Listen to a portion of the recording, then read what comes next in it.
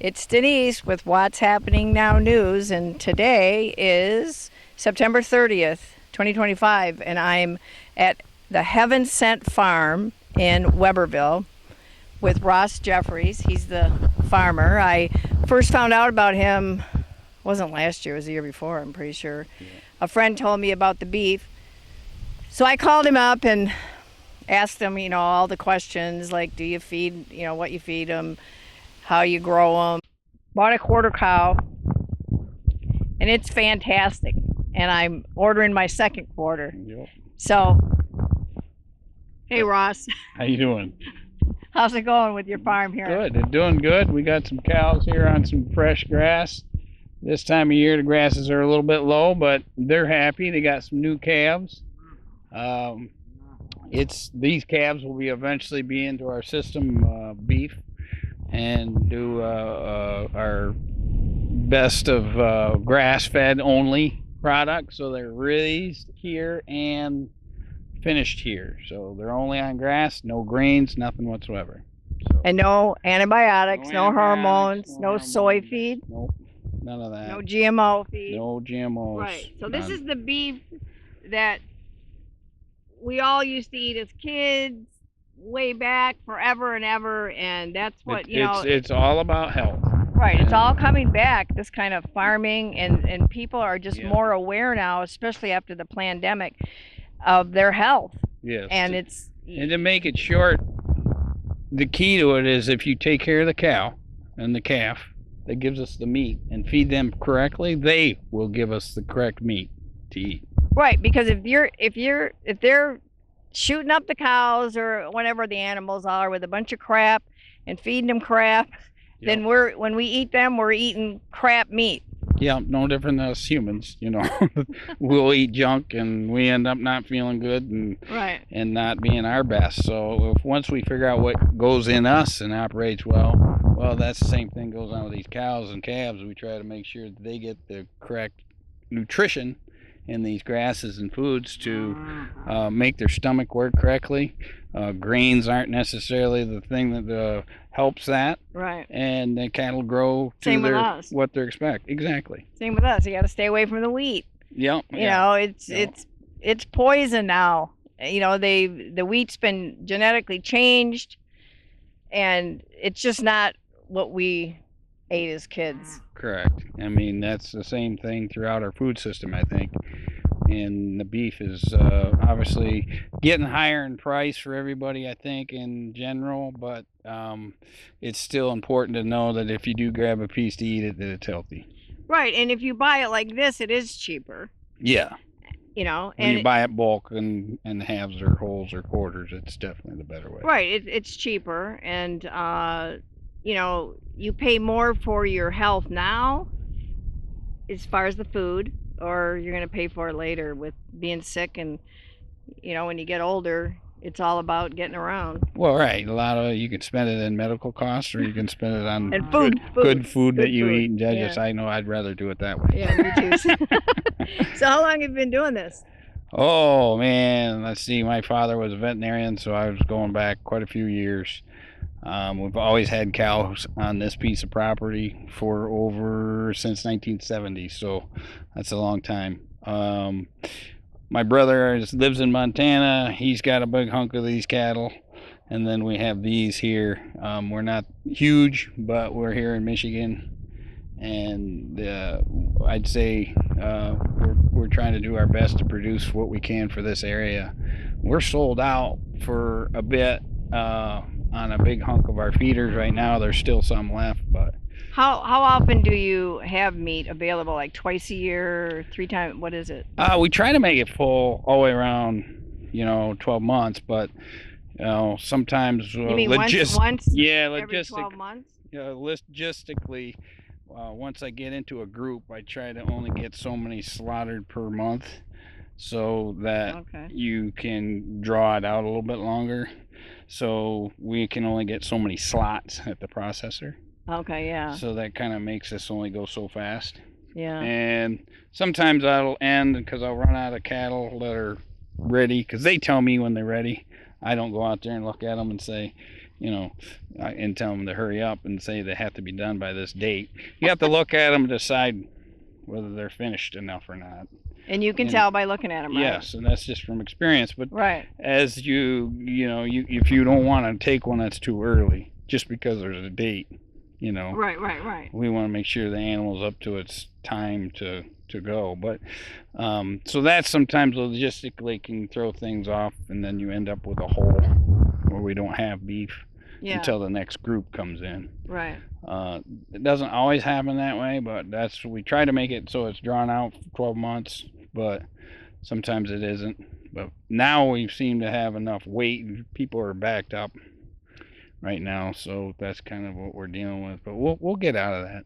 Yeah, you got to, and you got to get on it. If you want to order from him, you got to get on the list, and then you give him a deposit, to hold your spot, right? And there's no refund on the deposit. And then what I thought was really cool is then once it's processed, when it goes to be processed, the processing, you call the processing place, and then you tell them how you want your meats cut up, what you want, and then Ross delivered it right to my house. Right, that's part of the cost that we do. We make sure that we personally deliver it to you in your house.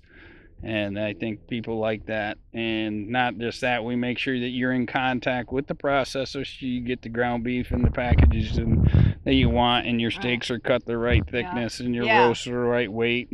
And the people we use for processing are very great. They're good people. They're easy to work with, and it makes the whole thing pleasant situation for sure. It takes time, obviously, to get in and then all the steps, but it's pretty easy. Yeah, and it's all what do you call it? Shrink. Yeah, vacuum shrunk. Yeah, vacuum. Yeah, and vacuum shrunk packages. Hamburger comes in the tubes. Yeah. And the meat's very good. Oh, the roasts. The roasts are to die for. Yes, I love those. I'll probably eat a roast sometimes over steak, easy. Yes. Geez, the roasts were just unbelievable. Yep. So, I wanted to come up here and find something you like. You always tell people, if it's something you really like, you promote it, and more people need to start realizing, they might be sick because of the food they're eating, and you got to start somewhere. And like I said, all our clients are pretty much all health conscious people that are really concerned about what they're taking in foods. Right. And this is what it's about. So when you get here and you want to learn what I know and what we know on the meat side, we'd be glad to help you and show you in the right direction. Yeah. And so you also sell meat here at the farm, right? That people can come and purchase. So like say if somebody doesn't, they're either living alone or they don't have the freezer space of the room, or they move a lot or something, they can come and buy, a pound of steak or a pound of burger or a couple steaks or brisket or whatever at the store individually. Yeah. All USDA approved. Everything has been USDA. Even the quarters and halves will have a stamp and seal on the package. So, USDA. So if they want to come purchase some meat, would they just call you first? Yeah, that's usually how it works. We just don't do it. We usually do it by appointment because sometimes we're in the field doing something, right. And we just kind of have to work that out. That's just how it is. We're not big enough to have the store open, well, right. 8 hours right. a day. Yeah, I'll now put your phone number up on the video for people to get a hold of you. Yep. Well, anything else you want to tell everyone about your cows? No, I think they're pretty good to see the cows, and then the feeders are on another lot altogether, another piece of grass. We have cattle in the other parts of the state that we're feeding out as well. Now, I don't know if you want to go into whether it's the duration, what it takes for grain. A grain-fed animal is, Well, yeah, a grain-fed animal gets fat away 13 to 15 months from birth, from a baby calf. Okay. And grass-fed from a baby calf to processing is usually in the earliest is like 26 months, usually into the low 30s. in months. Okay. So they live life a lot longer. Yeah, that's a huge difference. Yeah, and much healthier, huge yes, difference. much healthier difference, and they're happy, and this is what they're supposed to do, is eat grass and vegetation, because they're ruminant animals. Their stomachs are designed just for eating grasses. Yeah. And if they don't eat those grasses, they won't do well, and they are the ones producing the meat. I can't make it. Now these ones right out here that we can see, they're all just had babies or having babies. Yes, these are cows, Angus cows. Most of them. Some of them are. We do have a couple crossbreds in there, but they all having babies, which will stay on the farm, and grow all the way through our system to the time we process them. Cool. Well, I hadn't been to the farm yet, and I just wanted to come up and shoot a quick video with Ross and just show everybody how cool it is to buy your meat from a farmer. We got to support our farmers. Yes, support the farmers, especially your local farmers, and get to know them. Get to know them. They're going to be the most knowledgeable people that you'll have on that subject, most likely, because we have to eat, drink, and sleep these things and animals, so we know them pretty good. And I think that goes with the vegetables to whatever your concern is. So yeah, the first thing I ask in the vegetables, is it sprayed? Yeah. Okay, but it is? Okay, I don't want it. Yeah, and that's the thing, you got to find out where those are, and getting to know the farmer, I think, is critical for people feeling comfortable around that. Yeah. Cool. It just is. But well, thanks, Ross, for letting me come up here and do this. Well, we were arguing about what day, and we picked a beautiful day. Well, we set up a few times, but things come up, and this happens, that happens, but it's a beautiful day today, and I was really happy to come up here and see where my cow's coming from. Yeah, no, you got your order in, and these cattle are growing up, like I said, from that to the processing, and they get to live in a really good world. And they are beautiful animals. I enjoy being around them. Unlike people, sometimes I enjoy being around the cattle. Instead, they don't give you too much of a headache, only when it comes time to herding them or moving them into a position where they don't want to feel comfortable. Sometimes you gotta squeeze them, but that's why we have cattle dogs. So the cattle dogs make it simpler for us to move the cattle. You can go out there with people and try to move them. They'll read you and try to get around you, where you bring a dog out and their attitudes change. They become more, okay, where do you want me to go? So occasionally we happily do that. The only thing we do here that, like she said, no vaccinations, nothing like that, but we do worm. We do worm our cattle. We worm our cattle because their mouths get pretty close to the ground, and if you don't do that, their health depletes. So we do a pour-on ivermectin. We make sure that they get treated. So you use the ivermectin then for because that gets rid of the worms and parasites right away. Yeah. And all that. Yeah. Did you find a shortage of ivermectin when the pandemic hit, or?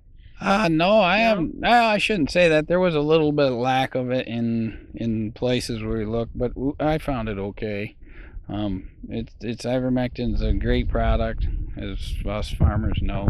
How often do you do that with the animals? Usually, once to twice a year, mattering on how bad you think they need it. Wow. We usually do what they call a pour-on, and they'll pour it down according to their weight amount down their back. Oh, and really? It absorbs through their skin. Oh, yeah. I'll accidentally rub some on myself too by. Well, yeah. They tell you not to, but I do it anyway. It doesn't hurt you. No, it doesn't hurt us. But yeah, no, that's the only treatment I do to the cattle. Yeah, well, cool. You got to do that. Yeah, and then castration you have to do, which is done through a rubber band. So it's a banded type scenario. So it's a very humane way of doing it.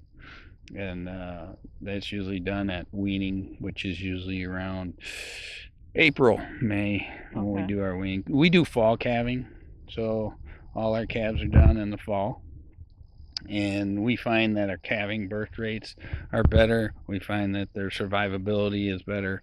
Where if you do them in the spring, you can get some cold, wet, rainy weather, and it's very hard on the cattle and the calves, Right. and you can lose. And it seems like your loss rate's much higher Yeah. in the spring. With the weather, yeah. So we've converted just to fall and find it to be Cool.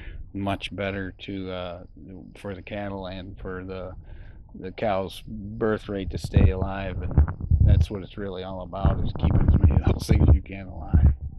So well, thanks, Ross. So it's Heaven Sent Farms, 100% grass fed.